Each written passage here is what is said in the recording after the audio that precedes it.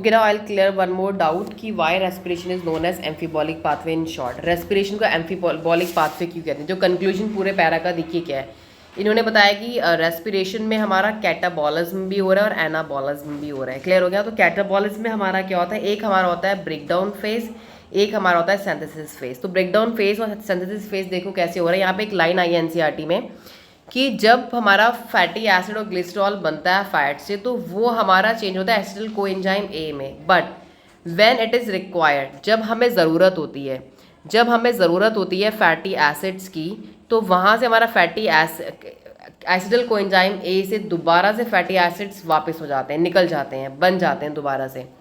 तो मतलब कि एक बार तो हमारा क्या हो रहा है कि ब्रेकडाउन हो रहा है फैटी एसिड्स का एसिटिल कोएंजाइम, एक बार क्या हो रहा है कि दोबारा से फैटी एसिड्स को बनाने के लिए दोबारा से एसिटिल कोएंजाइम ए से रिवर्स हो रही है रिएक्शन। तो मतलब कि दोबारा वहीं से फैटी एसिड बन भी रहा है और टूट भी रहा है।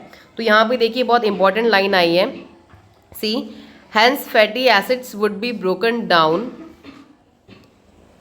to acetyl coenzyme A before entering the respiratory pathway when it is used as substrate. But when the organism needs to synthesize fatty acid, जब ऑर्गेनिज्म को ज़रूरत पड़ती है फैटी एसिड बनाने की, then what happen, acetyl coenzyme would be withdrawn, वहाँ से acetyl coenzyme को निकाला जाता है पाथवे से और वहाँ से फैटी एसिड्स को बनाया जाता है।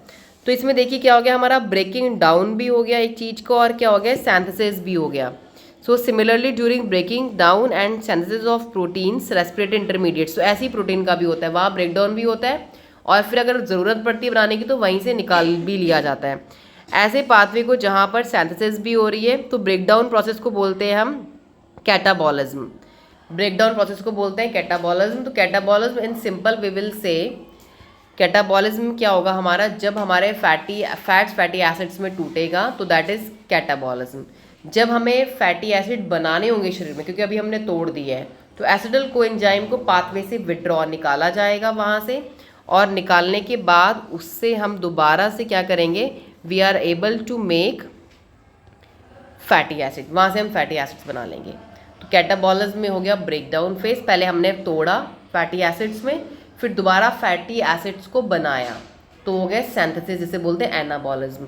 एंड हेंस एम्फीबॉलिक पाथवे में कैटाबॉलिज्म प्लस एनाबॉलिज्म दोनों होता है। And it's very important for exam also कि what is why respiration is referred as amphibolic pathway. तो आपको ब्रेकडाउन फेज भी याद रखना है और सिंथेसिस या प्रिपरेटरी फेज भी याद रखना है, जो कि catabolism plus anabolism is equal to आप लिख सकते हैं amphibolic. Catabolism plus anabolism, cata plus ana is equal to amphibolic. Okay, catabolism के नीचे आप लिख सकते हैं ब्रेकडाउन फेज, एनाबॉलिज्म के नीचे आप लिख सकते हैं सिंथेसिस फेज। तो आप लिख सकते हैं कि जब ऑर्गेनिजम्स को फैटी एसिड्स को बनाना होता है तो acetyl coenzyme is used, is withdrawn. Clear? इसी तरीके से जब हमें फैटी एसिड्स फैट्स को तोड़ना होता है तब हम ब्रेकडाउन फेस करते हैं। तो इसलिए respiratory pathway comes into the picture both during the breakdown and synthesis of fatty acids. तो दोनों का काम होता है हमारे यहाँ पे। For this reason it is known as amphibolic pathway.